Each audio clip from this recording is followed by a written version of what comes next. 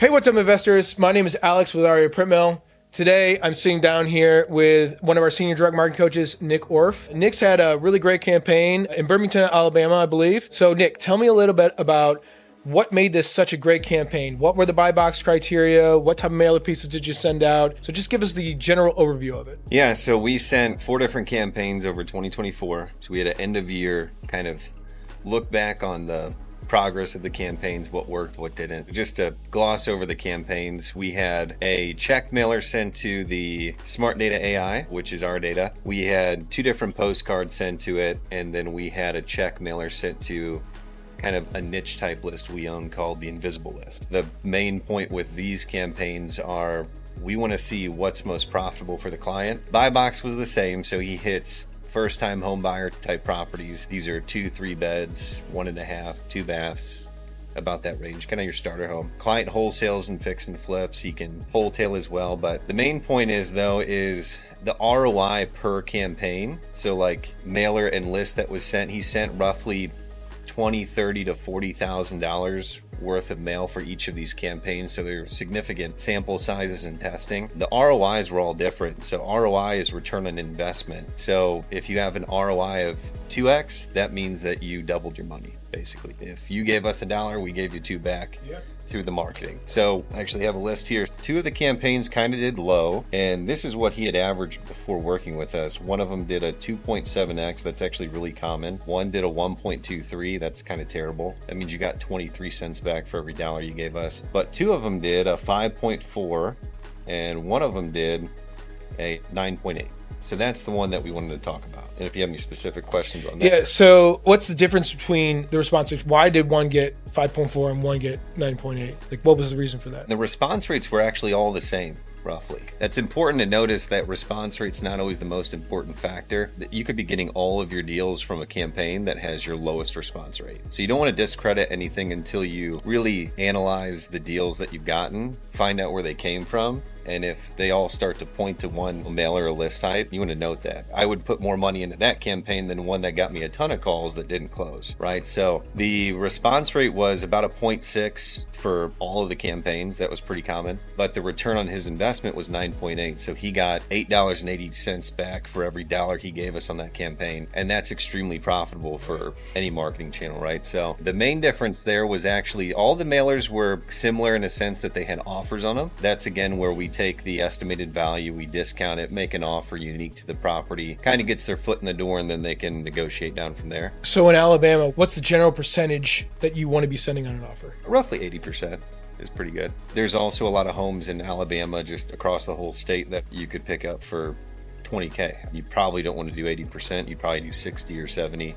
Something lower for those. So the offers were kind of the same across the board. That was the main tactic on all the campaigns. The variable that we were testing was the data. So in this case, we used Smart AI in a different way. We actually gave our AI, it's called Lucy, we gave it 3 times the amount of data that we needed for the mailing. So in this example, we only did 25,000 records for the mailing. That's how many people we got in front of. But we gave Lucy 70-something thousand records to look at. So when she scored all of those, we had a significant amount that were scored really high. We used all of those for the mailing. And that's what we believe, after reviewing other accounts that had similar results, higher ROIs, that's what we're thinking actually caused the difference, because that was really the only difference between the 4 campaigns. Yeah, for those that don't know, Lucy, that's our AI that we use in order to score. How is Lucy taking that data? How's the AI scoring that?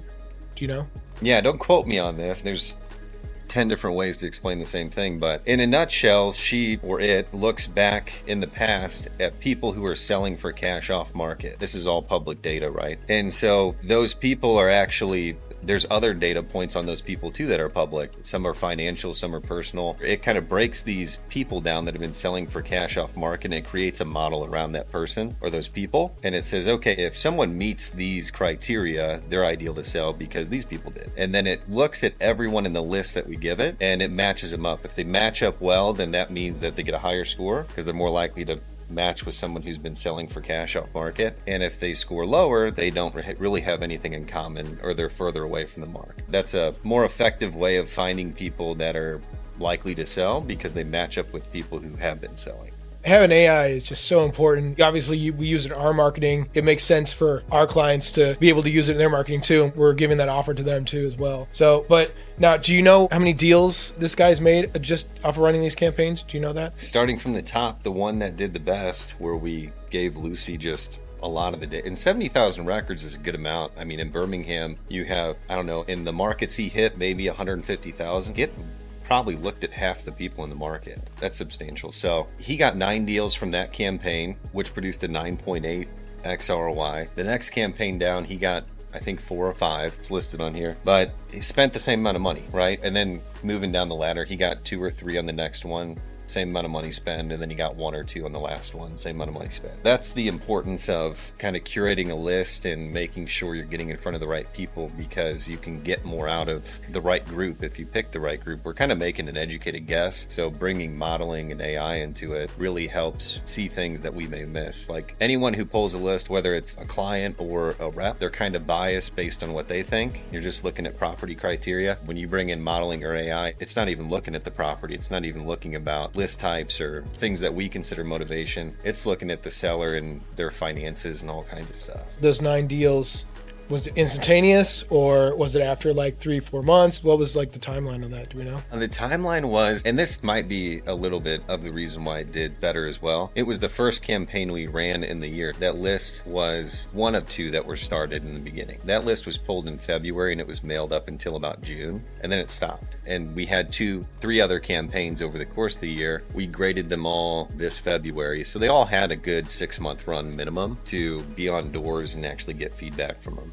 Cool. Now, with those deals, I'm guessing like with the response rates and the deals that he's making, he's following up real well with those people. Is he doing it himself or what's going on there? Yeah, he's actually a solo guy, but he leverages different tools that we offer to take the lower priority stuff off his plate. So we actually handle all the live answer for him. Our VA team does that. They do all the outbound follow-up for him as well. At the end of the day, he gets a slide deck of qualified leads. He gets to sift through them. It says if they're motivated, if they're not, why they want to sell, kind of gives him a background. It's kind of like a profile of each seller. I'll be honest, he's kind of picky.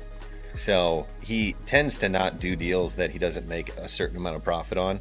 So he could be doing a lot better, and he acknowledges that. But he also only has so much time in the day. So yeah, he leverages our team to really get down to the people that are interested and he can make a good profit on, and he doesn't really focus on anything else. We do that for him. That's cool. And obviously, because he's so successful with you, he's still continuing with us. Right? Yeah, no, we're 3 years in, I think. That's good. That's good. So now that it's 2025, we're just ending up Q1. Are we changing anything in his campaigns, or are we still running the same, or what? This is the most important part about marketing, is you have to be able to know what you've done and what worked and what didn't, right? Otherwise, you're kind of always guessing and you're trying to go for that next shiny thing that you learned in a group that you just went to, or your friend told you, or whatever it may be. After analyzing the whole year, we had clear information that if we pull a certain type of list and send a certain type of mailer, he makes a certain type of return. So we based 100% of his budget starting 2025 off those results. We're going to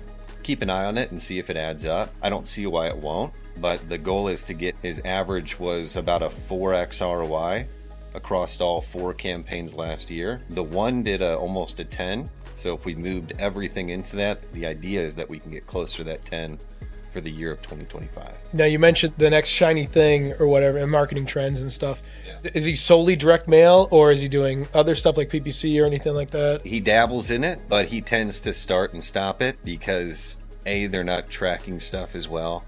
So he's not getting enough feedback quick enough to say, oh, this is profitable enough to continue. But he does direct mail. I'd say it's 90% of everything he does. And now it's dialed down to one thing that we're pretty much set on doing for the next year.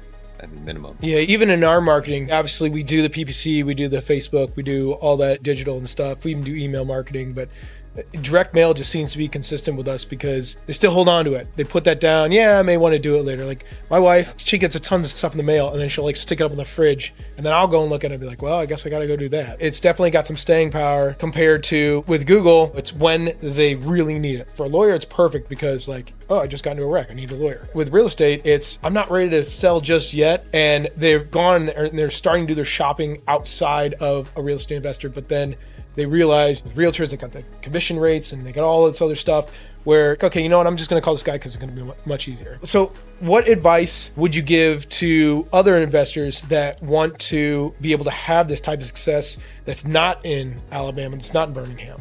Yeah, the same principles apply. We started with testing. When we start with a client, we're going to give recommendations based off of what we see currently producing in a market. So during the first 90 days is kind of key for me, at least. I know that whether the client knows it or not, I know that most people will not continue past 90 days if they're not profitable. We have a 90-day window with you to see some success. So our recommendations need to be good. You need to realistically be able to get a deal within that time. It does take time to kind of ramp up, right? You have no pipeline going into that with direct mail. So 30 days in, you got some appointments on doors. 60 days in, you got contracts and you're working a few things. So it starts to lead up to a deal closed, and then things start to compound and really speed up after that. And we want you to see that and continue going into it, but you need to be profitable, right? Yeah.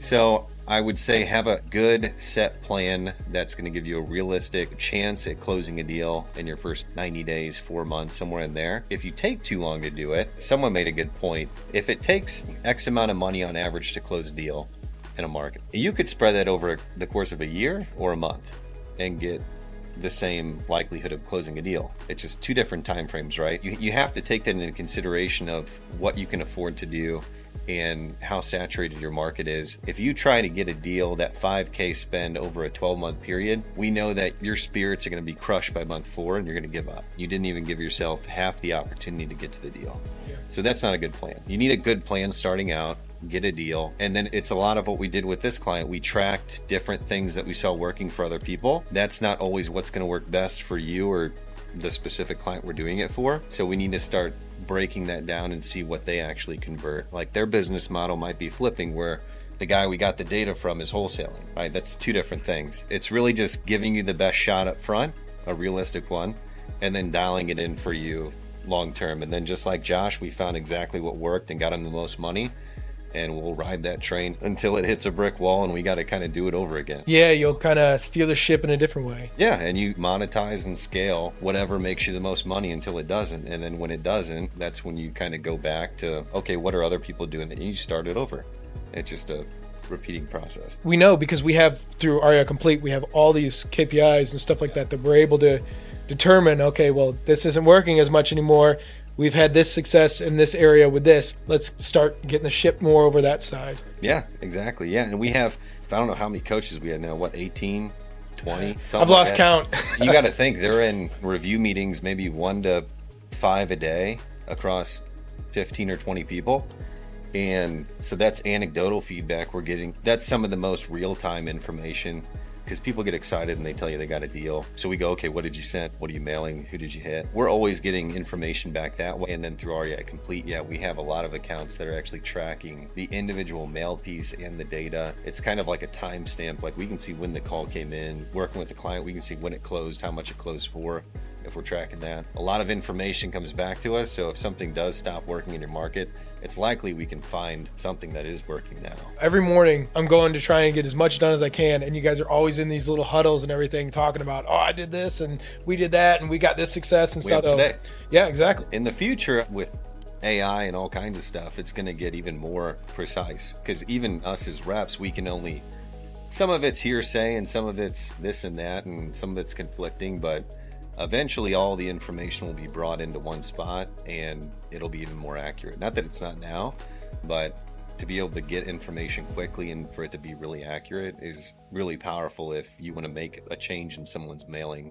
And when they got a 50K spend, yeah, it better be a good accurate. Yeah. If I'm spending 50 grand, I want to at least see more than what it's spent in. Yeah, so, we care about a client's money, and these things matter. That's an improvement that we'll be able to pass on to the client as well. Well, Nick, I appreciate you sitting down with me. So if you want to find out what's working in your area, or you just want to find out how you can scale your real estate investment business, get some more deals under your belt, go ahead down in the description or somewhere around this video, book a call with a direct marketing coach. You can use that link. Don't forget to like and subscribe to REIPrintMail, because we got a ton of these things. We're going to sit down with a lot more coaches to find out what's working in different areas. Don't forget to subscribe to REIPrintMail. So again, I'm Alex with REIPrintMail, and we'll see you in the next one.